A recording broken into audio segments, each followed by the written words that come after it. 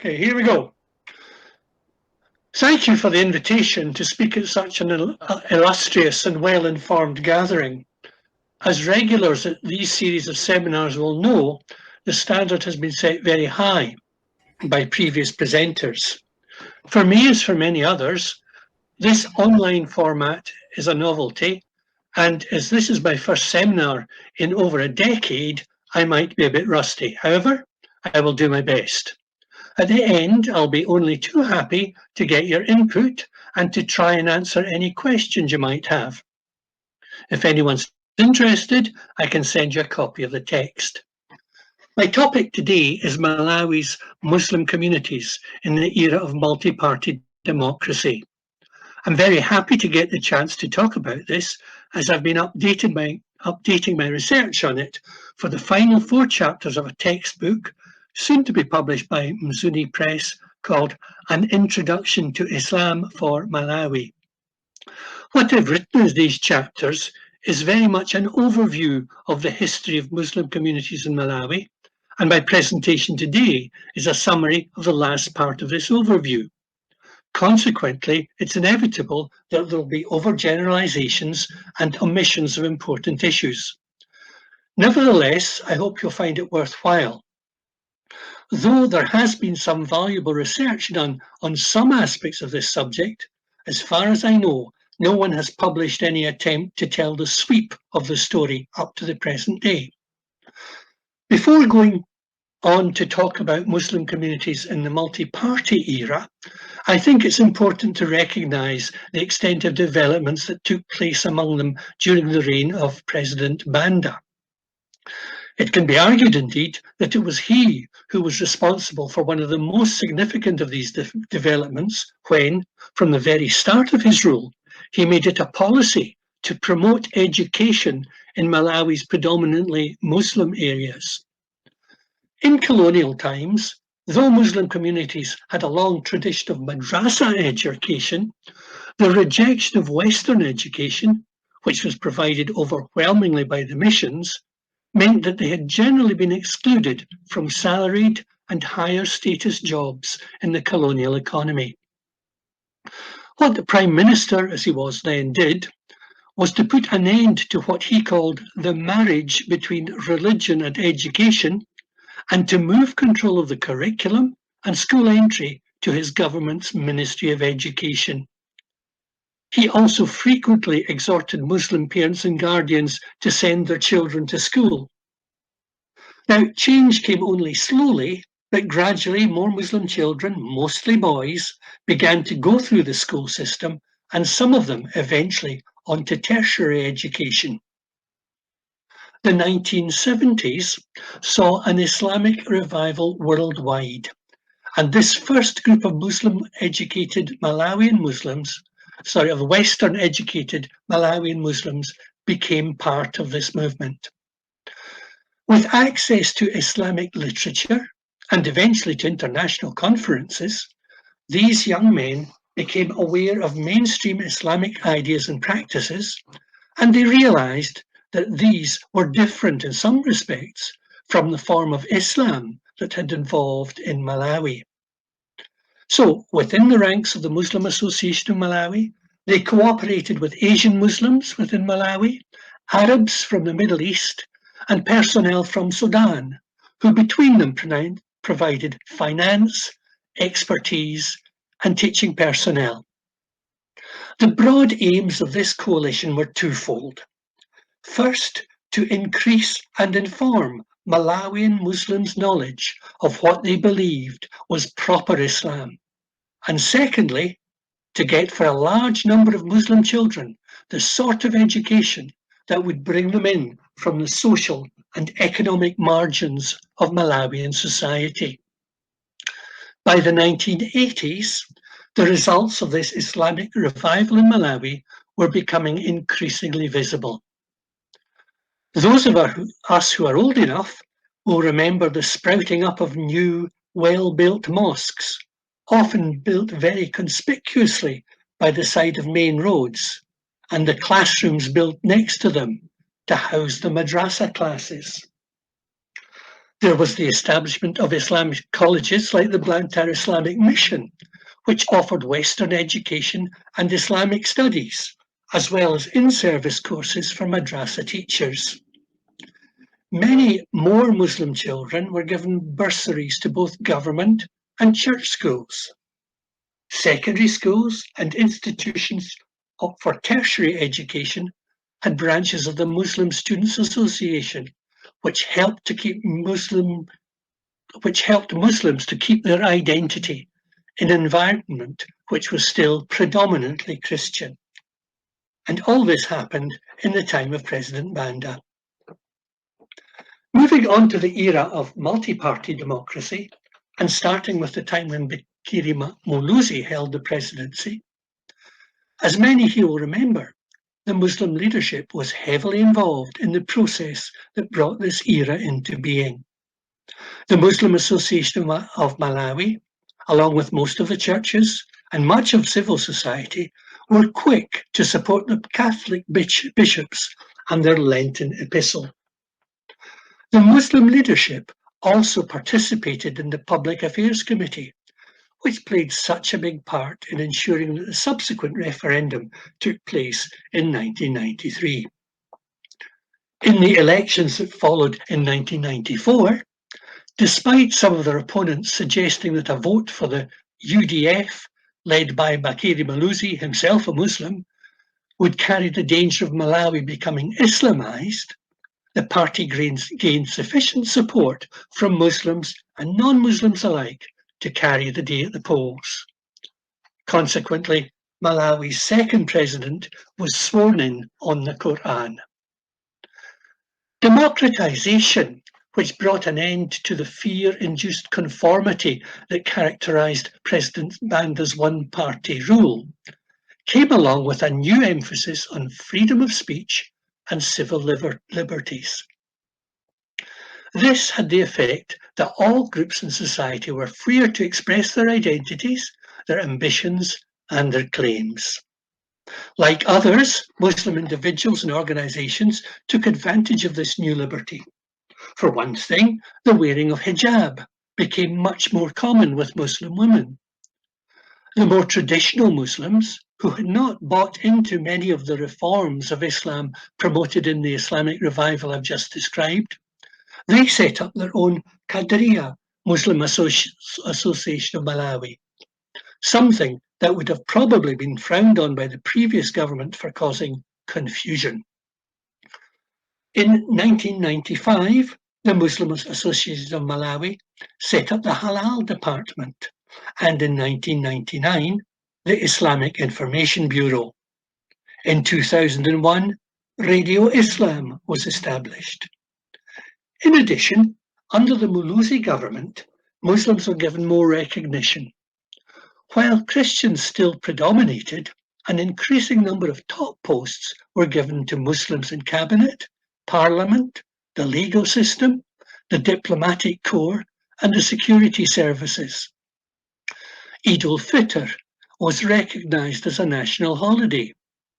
Diplomatic ties were set up with Muslim countries like Libya and Sudan, and visits were exchanged with some of their heads of state. During this period, one major development within Muslim communities was the determination of its leaders to open up further opportunities for education and development for their members, to build up the organizations that were already trying to do this, and, taking advantage of a less regulated political situation, to create new ones. I'll give you 3 examples. The Islamic Zakat Fund, started in 1988 and funded largely by Blantyre Asian Muslims. They used Zakat, that's obligatory giving to charity, in order to provide scholarships, usually through the Muslim Association of Malawi, to needy Muslim students for primary and secondary schooling, and by the year 2000, to universities abroad. The Lilongwe Islamic movement, LIMO, set up by Asian Muslims in that city, also in the Banda era, had the aim of alleviating poverty and promoting madrasa education for Muslim youth in the central and northern regions. Limo insisted that the pupils they sponsored to attend their madrasas should also, in the mornings, attend schools offering Western education. Some of its successful students were sent on for further studies to the Blantyre Islamic Mission or to South Africa, with which the movement had strong connections. In 1994, Munazamat Dawah Islamiyah, MDI, an international organization for proclamation and development, with branches in many countries, started one in Malawi with a Sudanese director. By 2000, it had built and was administering 4 well-equipped schools, 2 for boys and 2 for girls, with fully qualified teachers, both Muslim and non-Muslim, and offering a full range of MCE courses. Due to the effort of these and many other similar organizations, an increasing number of young Muslims were achieving higher educational standards than in previous generations, and often in an environment that reinforced their faith. This led to many more young Muslims gaining skilled jobs and professional and managerial positions, while still keeping, and indeed displaying, their Islamic identity. Many young Muslims were thereby encouraged to raise their ambitions about what they could achieve. It must also be noted, however, that especially in rural areas, there were many Muslims who were worried about these developments, even when they're being offered in an Islamic environment, fearing that their children might become estranged from them and from their own long-established Islamic religious traditions. To turn now to the question of the place of Muslims in wider Malawian society and how they tended to perceive it in this period, I think it's important first to emphasize the degree to which relations between people in Malawi of different religious traditions were then and are now generally harmonious, and how well Muslims are integrated in society. However, I've chosen 4 incidents to talk about briefly in the time of the Muluzi presidency that I think shed a light on the position of Muslims in Malawian society and how they, the Muslims, tended to perceive it. The first of these was a fatwa, or binding declaration, issued in 1998 by the Muslim Association of Malawi, addressed to the government, all political parties, the media and civil society. It described itself as an early warning against what it considered to be prejudiced defamation and negative stereotyping of Islam and Muslims, particularly by some politicians and large sections of the media, as well as the apathy and inactivity by the government in the face of it. Pointing out that having a Muslim president didn't make Malawi a Muslim country, and denying that this was part of any agenda, the writers demanded not only that Muslims be exempt from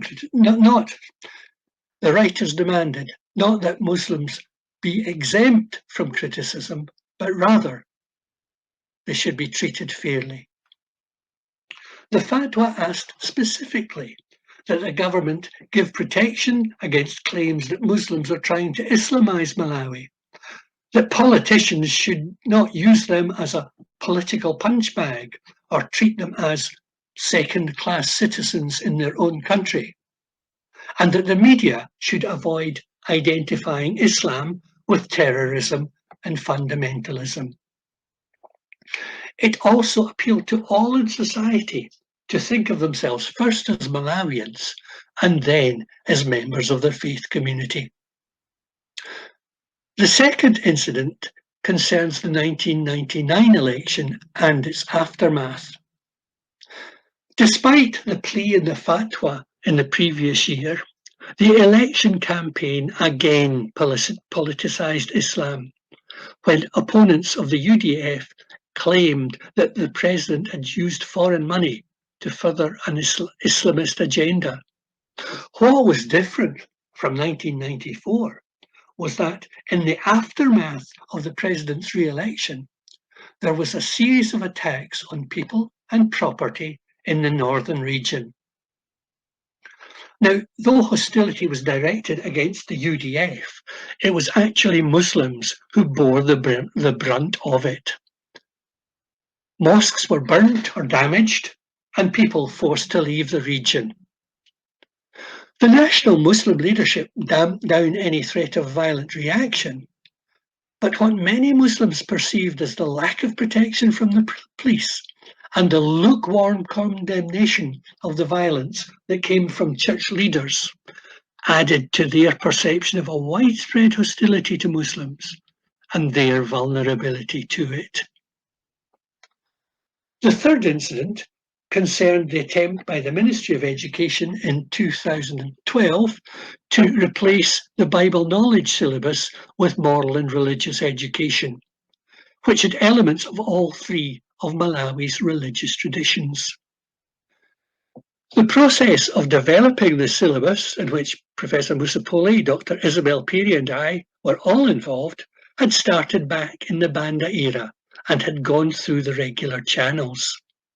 However, it was introduced at a time when both the President and the Minister of Education were Muslims, and this was construed by some church leaders as evidence of part of a plan to Islamize Malawi.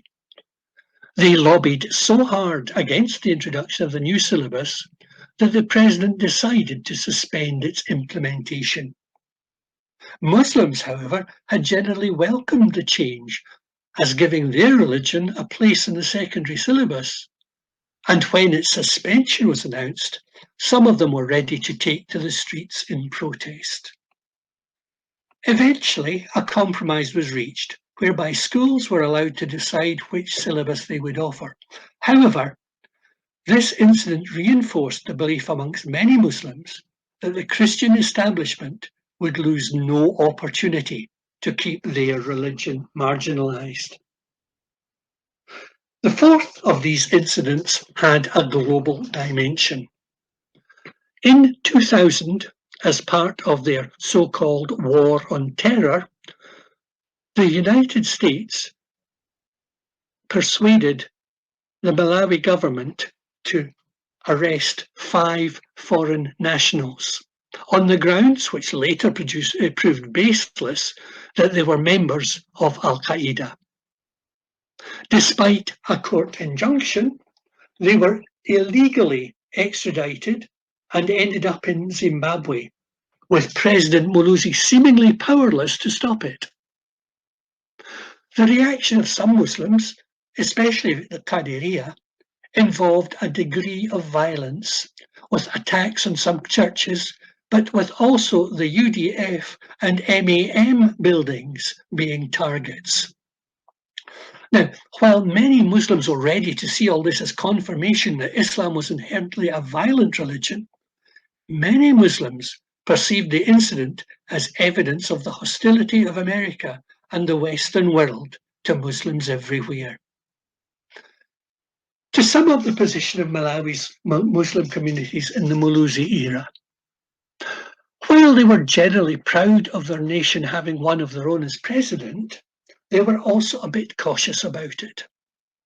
They were conscious of the limits of the president's powers, as had been shown by the outcome of the incidents concerning the RME syllabus and the arrest of the Al-Qaeda 5.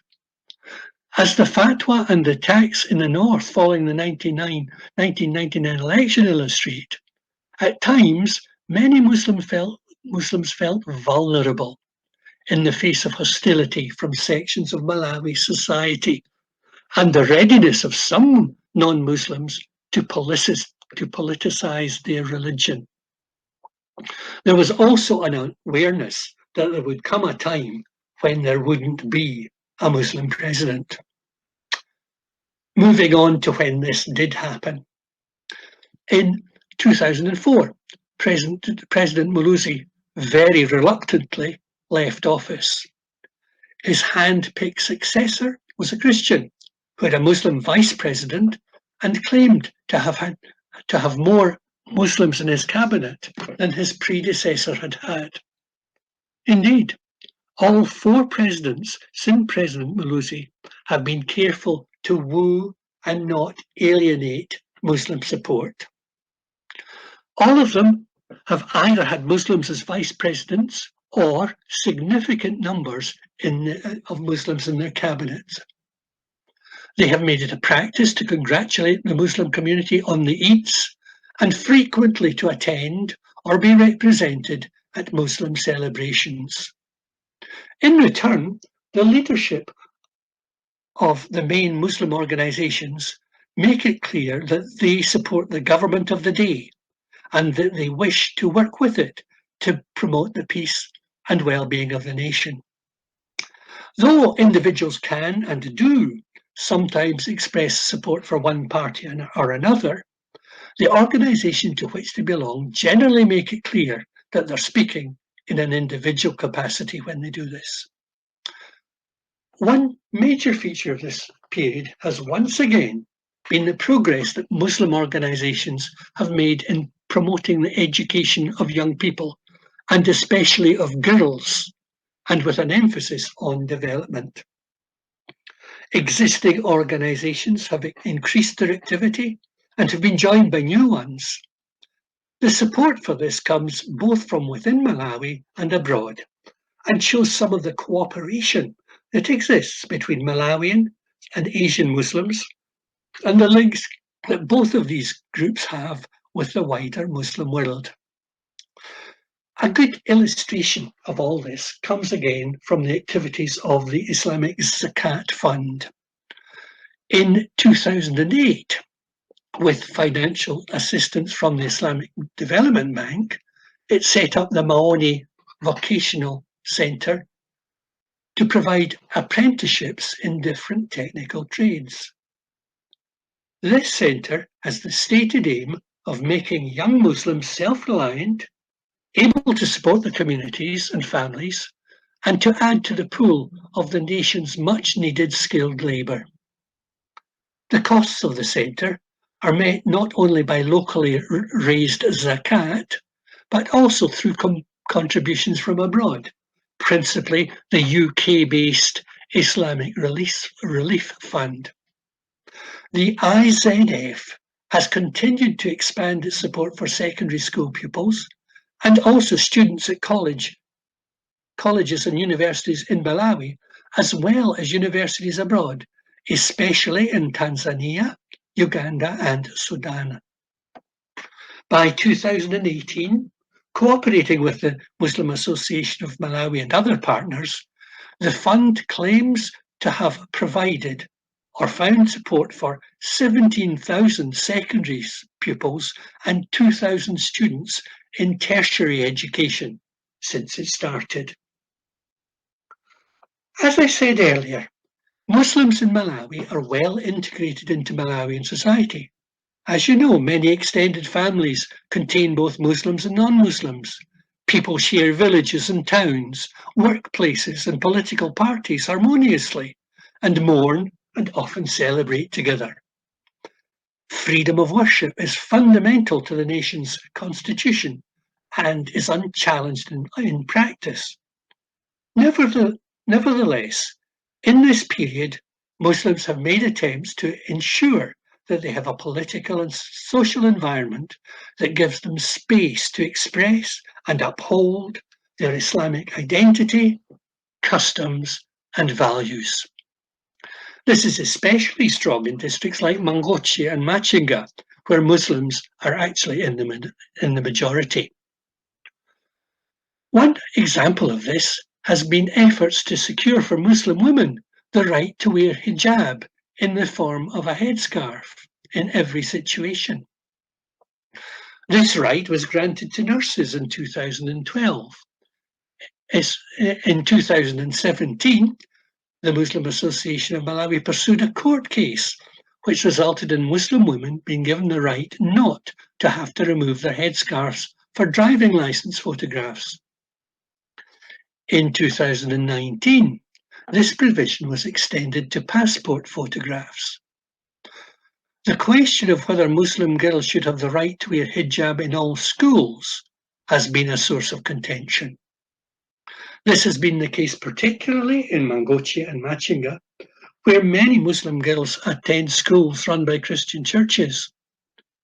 When the proprietors have insisted that their pupils conform to school rules about dress and not wear hijab, this has occasionally led to confrontation and even disturbances. In some schools, there's also been opposition from Muslim parents to the extension of timetables into the afternoon, as this would interfere with their children's madrasa classes, which normally take place at that time. Another issue which has been contentious has been the selling of pork in marketplaces. Throughout the country, Muslims have campaigned to stop this practice. It's an issue about which feelings can run high, and when pork has been brought to market, some Muslims have sometimes taken direct action to prevent this happening. This has occasionally led to disorder, again, particularly in areas where there's a Muslim majority. At various times, Muslim groups, along with some Christian ones, have lobbied against the indiscriminate use of condoms and the legalization of abortion. They have also lobbied in Parliament against gambling and against proposals to make polygamy illegal. All this on the grounds that what they are opposing is contrary to Islamic values. There has been lobbying, particularly from the Qadiriyya Muslims, to have the birthday of the Prophet, Mawlid ul-Nabi, recognised as a national holiday. This occasion is now marked annually in Malawi cities by large parades and celebrations known as Ziyara, which they organise. This proposal, however, does not have the support of all Muslims, as the more conservative Muslim Association of Malawi do not think that it's justified by the Quran, by the practice of the Prophet, nor by the Sharia.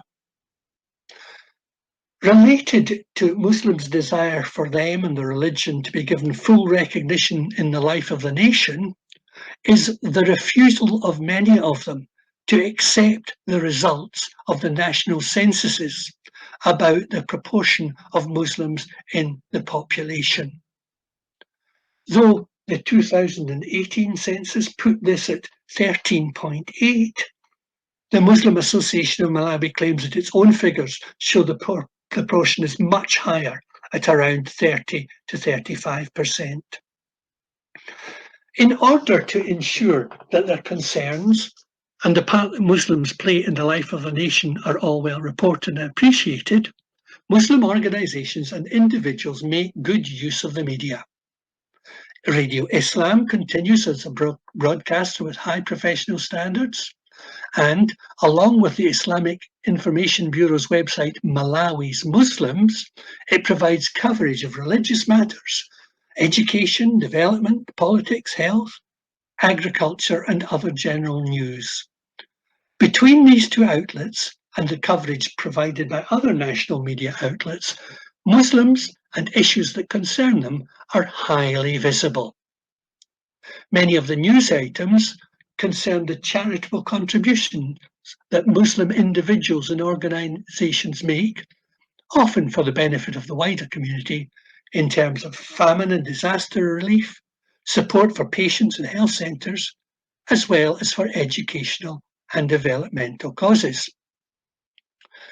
One significant indication of how much more unites than divides Malawi's different religious communities is the work over the years of the Public Affairs Committee, PAC, in which Muslims and Christian leaders cooperate with the main civil society bodies. In the area of politics, the PAC has been involved in promoting voter education, campaigning for electoral reform, calling for calm during elections, castigating individuals and organisations who have at any time tried to politicise religion, opposing government interference with the judiciary, conciliating between political parties, holding joint religious prayers for peace, and warning religious leaders against endorsing any one political party. Quite a list. In 2019-2020, the PAC played an important part in bringing about the rerun of what was judged to have been an invalid election. In other areas, the PAC has spoken out against what it has termed tribal and regional patronage and against widespread and systematic financial corruption. It has also been involved in helping to resolve interreligious conflicts, such as the issue of Muslim girls wearing hijab in Christian-controlled schools. One incident from 2020 involving an intervention of the PAC illustrates not only some of the interreligious tensions that can find expression in contemporary Malawi, but also the level of goodwill and tolerance that exists to contain and help to resolve them. The incident, as you may remember, had its origins in the erection of a poster by the Islamic Information Bureau on a prominent site in the city of Blantyre. Based on the Islamic teaching that the Quran is the fulfillment of the Bible, it invited Christians having read the Old and the New Testament to read the Last Testament, namely the Quran. A conservative Christian group objected on the grounds that this was a provocative message in what they claimed was a predominantly Christian country and demanded that it be removed by the city council. When this did not happen, the poster was vandalized, which in turn provoked a reaction from some Muslims who threatened mass demonstrations. In order to find a resolution to what was starting to look like an inflammatory situation, the government Minister of Civic Education called on the PAC to mediate. As a result of the negotiations that followed, it was agreed that the poster would be reworded, urging people to read the Quran, but without reference to the Bible, and that the Christian group should withdraw its statement about Malawi being a Christian country. Following this affair and that of the schoolgirls' headscarves, the PAC set up a task force to advance peaceful coexistence between religious groups. Though, in the many ways already described, Malawi's Muslim communities are distinctive, this should not cloud the overall picture. Religious differences are by no means the most divisive in Malawian society. Ethnic and regional rivalries, the gap between the privileged and the poor are all much more divisive.